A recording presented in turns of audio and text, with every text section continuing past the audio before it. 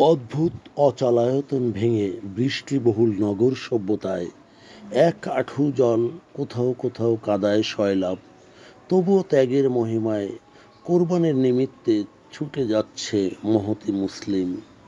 হজ আর অবস্থা হলেও সবারই প্রাণের সুর, মূলত সুলভ মূল্যে একটি পশু ক্রয়। তার অনবদ্য কিছু ফুটেজ দেখুন। ঠিক আছে বসে ঠিক আছে